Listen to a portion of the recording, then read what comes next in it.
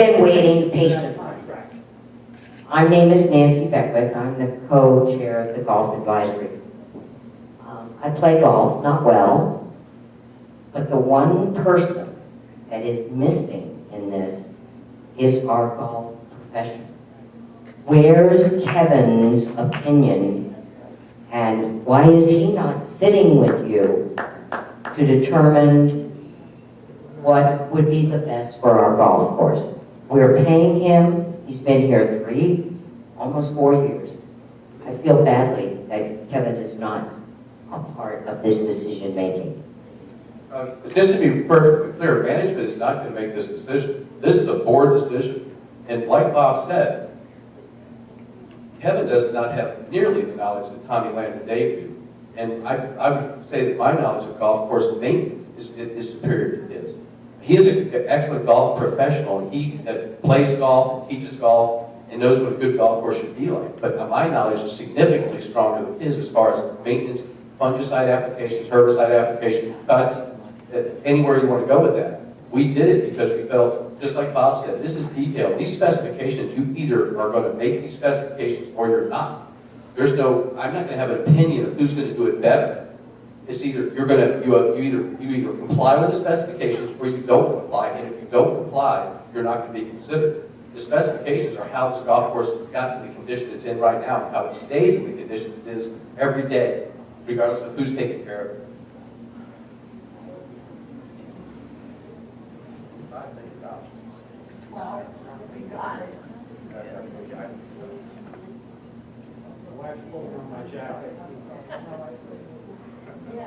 My name is Tom McGully. I'm from Mining Way. I'd like to read a little statement I drew. Some of this is redundant because Bill has said already some of the things, but I'd like to say it a minute. 3 years ago, when I wrote the specifications for this contract, I did it with 2 other residents. And I was empowered by Beth Barneson, who was our board of directors at that time, and I wrote these specifications. I would like the board to please consider the specifications of the maintenance contract.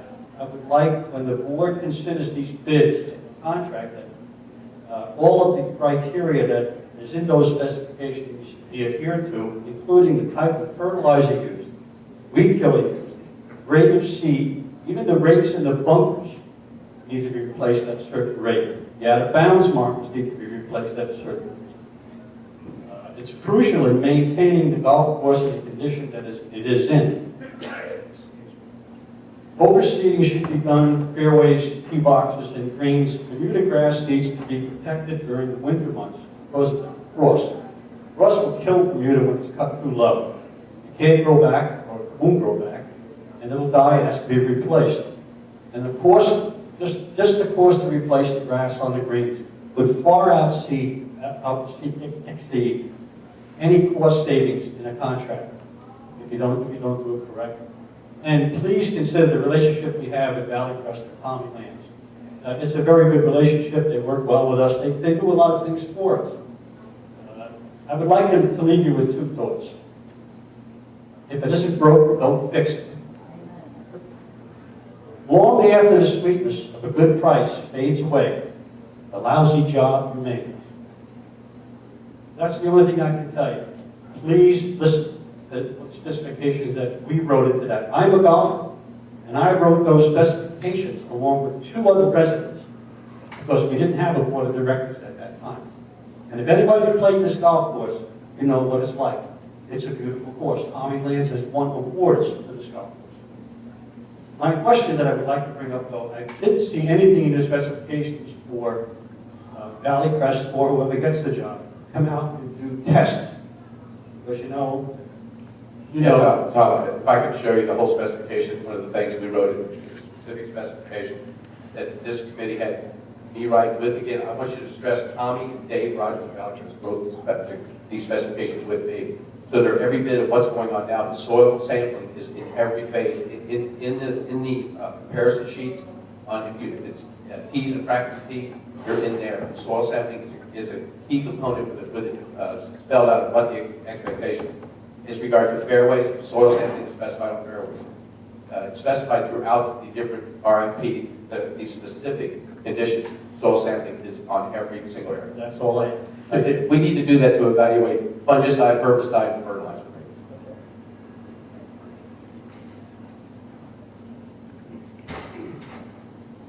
I was wondering if you considered just hiring or doing it ourselves. In other words, hiring Tommy Land if he would stay on. Why do we need to go and hire a contractor to come in there? Half the equipment belongs to us anyway. So why did you consider the fact of just hiring a superintendent that works for us, whether it be Tommy Land or anyone else that's well qualified, and cut the middleman? We did look into that. The economics of scale with having a Valley Crest or a One Source or an IGM, any company this large, Tom will tell you this from doing the last contract, we saved 25% on the equipment package.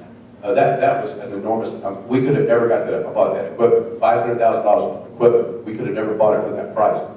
They saved us 25% more than we could ever get through anybody else. When they sign a contract and say it's going to be X amount of dollars with X amount of percent increase per year, if fertilizer, like it did the last 2 years, because of oil prices goes through the roof, we are protected by having an outside company. If it was us in-house, we would have to bear those increases. We are protected if something happens, God forbid, to Tommy Land or Chris or anybody, the mechanic. Valley Crest within a day has another individual in here to replace those people. Valley Crest, One Source, whatever company you want to look at, they have professionals on staff. They have doctors of agronomy that they can fly in here. If we had issues, Tom Shagan said he knows this. It's to take it in-house I have a strong background in golf course. I came out of the golf country club management before I went into community association management. And before that, I was in the hotel business. But, I have a lot of knowledge. But with this company, you've got a company that you're not going to be bound by a general manager or a superintendent. And if something happens to the two, then you have a whole different operation. With a company this large and the assets of this company, Valley Crest is $1 billion company, and One Source is owned by a company that has $9 billion in assets. You're hiring a peace of mind, I guess, for lack of a better word. That's been my peace of mind with Valley Crest here. I just want to stress something, that the four of us aren't picking anything. All we're doing is making sure that the specifications are going to get met. Then we're going to pass it to the board, and the board is the one that's going to decide if there's savings that can be had, and they feel like they can deliver the same product, then the board's going to make that decision for the residents. But neither management nor the task group is going to choose these companies. The board will make this decision. We are only making sure that the RFP is being complied with. Yeah, I'd like to address the issue of doing it in-house. Back in 2005, we had the golf course managed in-house. And I don't know if those of you were around at the time, but in 2005, the golf course was a disaster. I remember I first came here at the end of 2004, signed up for the member guest tournament. I guess it was the next March, and that tournament wound up being canceled. I was also on the committee that worked with Camellia Brust that actually brought in Valley Crest. And at the time, we did the comparisons of what we thought they could do versus what we could do internally, and quite honestly, there was no comparison. In addition to that, over the 3-year contract, we figured out we'd save about $100,000. So from my perception, in those first 3 years, not only did we save $100,000, we got a much better golf course with Valley Crest.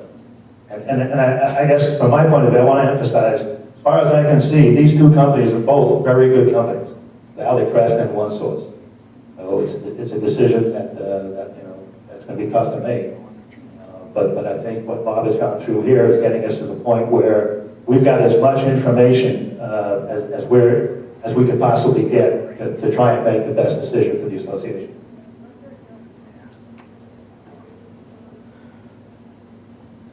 The golf committee had asked me to put out a petition for people who would like to keep Valley Crest, and I do have names here. I would like to present them to the board and for your review, and let you know that these are some of the thoughts that these people have on what they thought of our course now and of Valley Crest. I know we've had a very good rapport with Valley Crest, and I would like to present this petition. I know it's not as many as we would have had because of the cold weather and the fact that all the things have been canceled. May I make a recommendation? we're not going to consider this at this board meeting. I would my recommendation would be let the petition stay in the golf shop and gain as many signatures as people that wanted to sign. We put it back in there this morning. There was a miscommunication yesterday, it was taken down, but it's back in there, and let the golfers or residents come forward, and it won't be considered probably until they make, I'm hoping for a special board meeting. I don't want to wait until the fourth Wednesday in January to get this done. So we have to meet, 4 of us have to meet this week, we put together a timeline. I'm going to be looking, number one, like Bob said, to be thorough, but also I'm going to be looking to get this done. Get this to the board, call a special board meeting, let the board make this decision, so we can move forward. It's somewhat difficult for me, too, if there's going to be a change, because I'm used to working, obviously, with Tommy and Dave, and we have a great deal. In Kevin, we're a team, and we've been a team for the 3 years I've been here. So, if Tommy, for instance, Valley Crest doesn't get it, Tommy doesn't stay, let's say Chris doesn't stay, we're going to have quite a transition first. Just for personalities, me learning the new management styles of Kevin, and learning new management styles, Kevin and Burnsford. So you don't want me to present this? No, I don't think you need to rush to present it tonight. It's not going to be considered at Wednesday's board meeting. I would leave it up, and if you're going to get 400 signatures on it, I would get whatever you wanted to get. Instead of, I think there's only about 60 signatures on it. I saw it earlier today. Yeah, that's because of the Cold weather. and all. It might get So a in other words, recommendation. I can go ahead and put it up and send it for I'll let the board review it. Yes, I think Boss, if you want to present it to them, yeah, if you want to present it to them at the workshop or at the board meeting, they're going to consider this. I think that would be appropriate. I think it would also give them the opportunity to show that there's probably a lot more than 60 people out in the field right now. All right, thank you. I'm not sure there's a vehicle to do that at the board meeting this week, because it's not on the agenda. That's why I told her, just don't present it, because, yeah, it's not even on the agenda. As a resident who's a non-golfer, I have 2 questions. One is, doesn't Florida Statute 720 put a requirement for competitive bids? And aren't you looking at competitive bids rather than petitions? I don't understand that question. Don't you have to put out to bid? We did. Yeah, so there's a requirement to actually obtain bids to make a determination of the most expensive contract. Yes, 10%, Rosie, of the annual budget, which is $413,000. And yes, because this is a one-year contract, it has a potential to exceed that number, and because it's a 5-year contract, it definitely exceeds the total number over 5 years exceeds that. So yes, it's 720-3055. We are in full compliance, and what it says is we have to put it out for competitive bid, which we put it out to 5 people. 1 no bid, 2 no qualifications, and 2 qualified. So that's what we're in the process of considering. I think I know what Rose's What I'm case. saying is, the process has to take place, and although the community may prefer to retain an already existing contract, and they may petition the board by petition, the process has to take place to be under the Florida guidelines of 720, correct? That's correct. The guidelines also state that you don't have to take the low bidder. Okay. Does it it's have to be equal to what you currently have? No. Except we established the requirement, and we're evaluating proposals against those 7 requirements. And one other part to that, as a cleric, does the community continue to buy the equipment? Does the equipment belong to the community? If a company changes, is there an additional cost to the community for equipment? No. The equipment will stay in the reserve over the next 30 years. Replacement, that cycle does not change. That's where it's much more beneficial right now for us than a lot of communities. We did visit 3 of the courses that One Source had, and they did own the equipment. They had the same ability that Valley Crest does. Up in the villages, they have equipment, stored extra equipment. And if one of ours breaks down or we need an aerifier, it's the same relationship that we have with Valley Crest, where they'll bring equipment in to help us do different things if we don't have it, or if something breaks down and it's going to take a month to get it fixed, they'll put a piece of equipment in for us to use. Yeah, Bill, two comments, I guess. First, hard for me to hear whether I'm being heard, but first comment from